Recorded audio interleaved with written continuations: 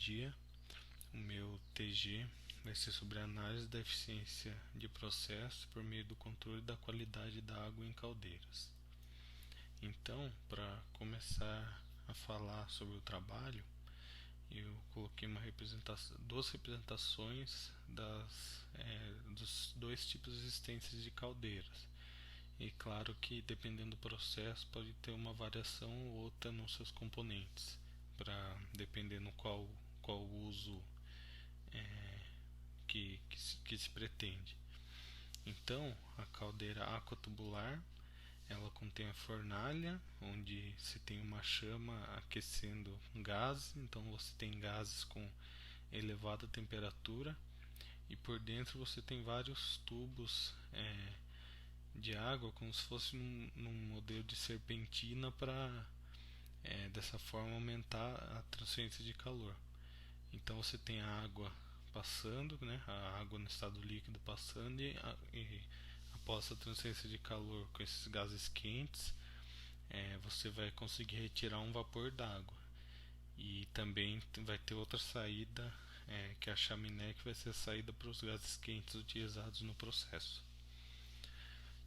Então também coloquei aqui a caldeira flamo-tubular, né, que seria o reverso da caldeira aquatubular, porque a flamo-tubular você tem um volume de água, um grande volume de água e dentro, na região interior, você vai ter a fornalha e os gases vão estar passando pelos tubos. Então essas tubulações vão conter os gases quentes e aí eles vão novamente transferir calor para a água e fazer essa água se transformar em vapor. E também vai ter a outra saída para esses gases quentes.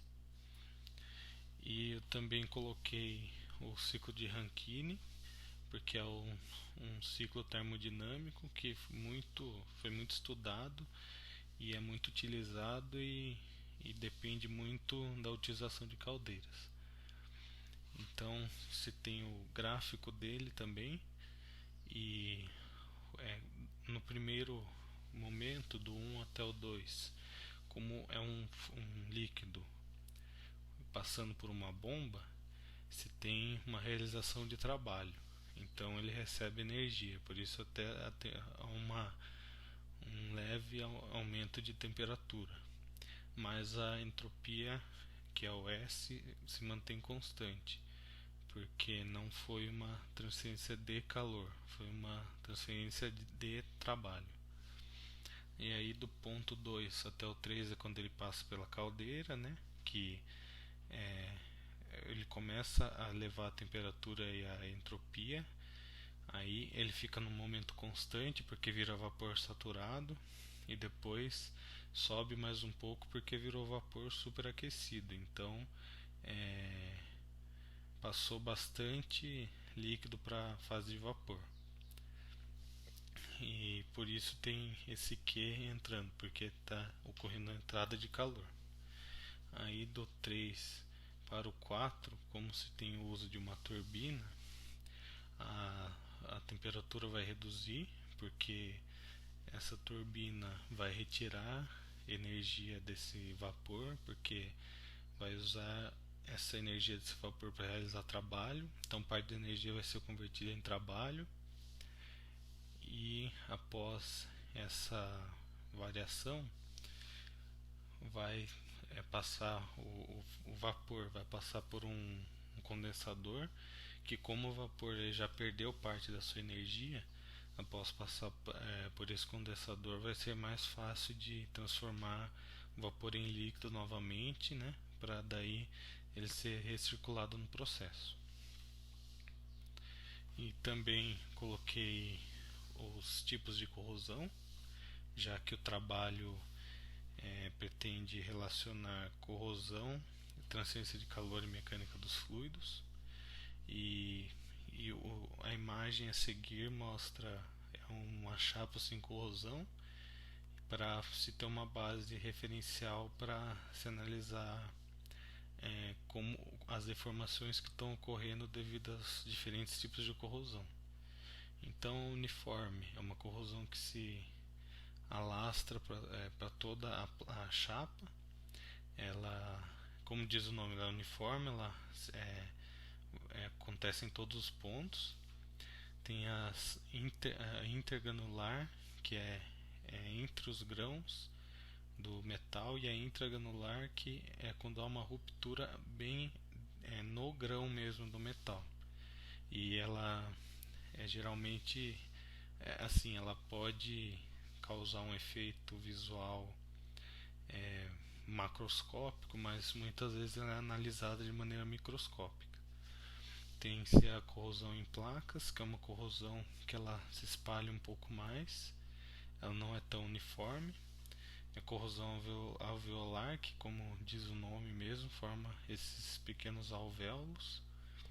A corrosão pontiforme, que é quando se tem uma área anódica muito pequena e uma área catódica muito grande, vai ocorrer uma corrosão cada vez mais aprofundada nessa área anódica. E com isso até se deteriora e diminui a resistência desse material. Esse material fica mais quebradiço. Tem também a corrosão filiforme, que forma essas linhas, já um pouco mais concentrada também. Tem a corrosão por empalamento pelo hidrogênio, que o hidrogênio e outros gases, eles já acabam por absorver em superfície de metais. Então o hidrogênio, ao ele encontrar alguma cavidade desse metal, o hidrogênio, o gás hidrogênio vai acabar absorvendo e se transformar em hidrogênio atômico, e com a entrada de vários hidrogênios atômicos por essa cavidade vai ser formado gás de novo, e o gás expandindo vai acabar deformando esse metal, formando várias regiões de deformação. Tem corrosão em torno de solda, que é quando se tem dois metais diferentes em contato um com o outro, e eles vão ter essa diferença de potencial, então por isso vai acontecer a corrosão, e quanto maior for a diferença, mais severa essa corrosão. Tem a corrosão por esfoliação, que vai diminuindo a resistência do material e também vai saindo várias camadas desse metal que foi corroído. E além disso também não está aqui, mas também tem uma corrosão por formação de bolhas, quando se tem várias variações de pressão, que é a corrosão por cavitação, em que quando vai se variando muito a pressão e se tem um líquido é, próximo a esse metal, ao reduzir a pressão vai se formar uma bolha, e quando se volta para a pressão que estava antes, essa bolha vai implodir. E esse movimento mecânico sendo realizado repetidamente pode acabar deteriorando o material. Também coloquei a equação de Bernoulli, que é muito importante para esse estudo, que a equação ela soma todas as energias que um fluido possui. Então, soma a energia potencial, que é em relação à posição, a energia cinética, que é em relação ao movimento desse fluido, e também o trabalho, que daí vai relacionar a pressão que esse fluido está exercendo nos canos, nas tubulações. E na transferência de calor eu coloquei as equações mais utilizadas também, que são da condução, que leva-se em consideração o coeficiente de condução, né, a condutividade térmica. E na convecção você tem o coeficiente de convecção, que se tem que a condução você tem que ver a diferença de temperatura entre um sólido e outro. Já a convecção é a diferença de temperatura entre o ambiente e essa superfície desse sólido que está acontecendo isso. E com a radiação a mesma coisa, mas a radiação tem que se considerar outros fatores, já que é uma transferência de calor que ocorre pelas ondas eletromagnéticas. Elas não precisam necessariamente de um meio para se transportar. Então, o objetivo desse meu trabalho foi analisar a influência da água utilizada nos processos de uma caldeira industrial, analisar os processos do ponto de vista da transferência de calor, bem como da mecânica dos fluidos, e desenvolver métodos para a resolução de problemas e também para aumentar a eficiência global do processo. E de metodologia, eu utilizei de pesquisas de estudo de caso, de artigos científicos, tanto nacionais quanto internacionais, de estudos de especialistas de universidades nacionais e internacionais e livros que possuem foco no assunto. Inclusive, para transferência de calor, eu utilizei o livro que foi utilizado quando eu estava tendo aula dessa disciplina. Então, nos resultados, eu resolvi fazer um fluxograma de um processo de uma caldeira. Nesse caso, eu utilizei a caldeira aquatubular. Então, primeiro tem a água entrando, né? E você tem também uma entrada para os gases que vão passar por esse queimador. Então, após a entrada dos dois, ocorre essa transferência de calor entre eles.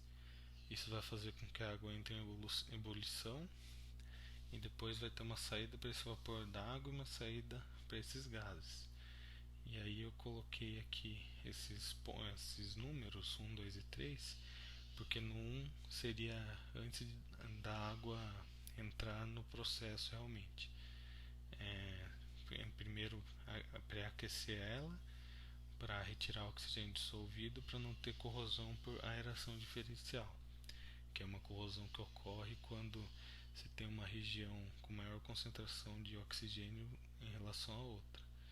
E por isso que a região mais externa vai funcionar como cátodo, porque ela vai receber os elétrons para reduzir essa concentração de oxigênio, enquanto a região menos concentrada, que é a região mais interior, vai funcionar como ânodo.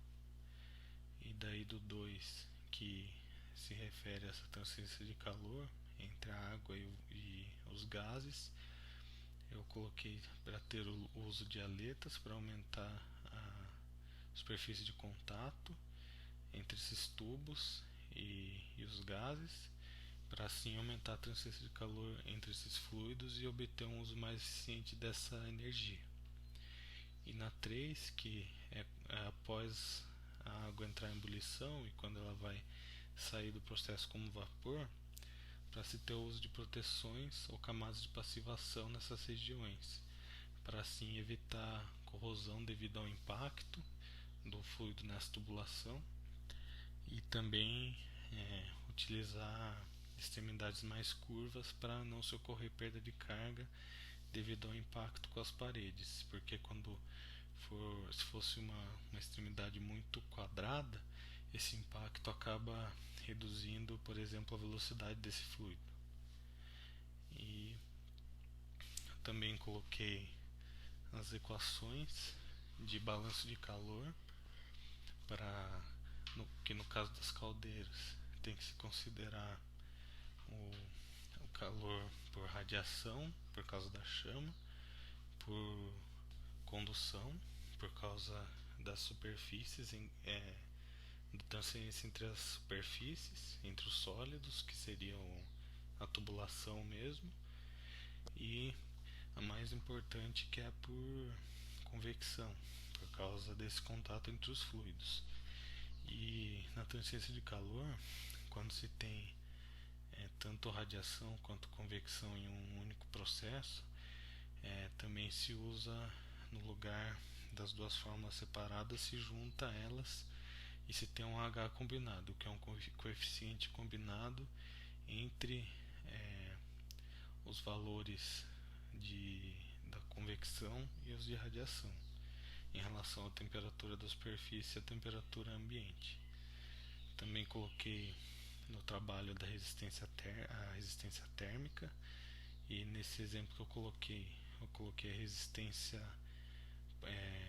por convecção e a resistência por condução, que é a do Ln, e esse Rf, que é a resistência causada por qualquer incrustação decorrente de corrosão, que é o que nós pretendemos evitar para se ter uma menor resistência à transferência de calor e com isso, obviamente, uma transferência de calor mais efetiva.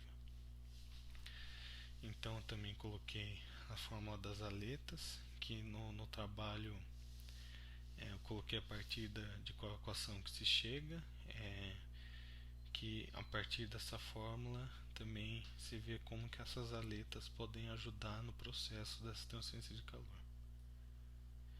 E então, além dessas fórmulas, eu utilizei a fórmula da condução de calor permanente, que é quando não se tem a variação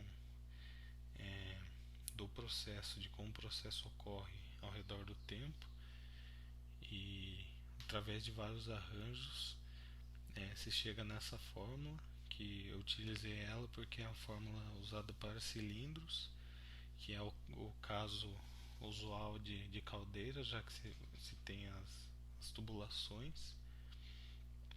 Também coloquei a fórmula de condução de calor transiente, que tem que levar em consideração também a variação do tempo, já que o sistema muda o seu comportamento ao longo do tempo, e para isso também podemos usar análise gráfica para ter um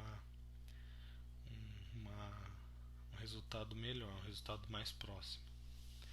E por fim, coloquei a equação de Bernoulli, que além da equação de Bernoulli, junto na equação o HP, que relaciona as perdas de carga, que nem eu falei por exemplo, pelo impacto desse fluido com as paredes da tubulação. E com isso dá para se ter também melhor os valores de energia, que no caso é pela carga que se vê, e para saber quais medidas tomar para ter um melhor uso energético. E como também nas caldeiras se usa um fluido incompressível, que é a água, também é uma análise mais simples de fazer e que dá para se ter uma noção melhor, e também pela água ser um fluido newtoniano, que ela não muda suas propriedades conforme variações de pressão. Então tem propriedades mais intuitivas, né? Então fica mais fácil de prever como ela vai se comportar devido a variações de pressão e temperatura. E é isso. Muito obrigado.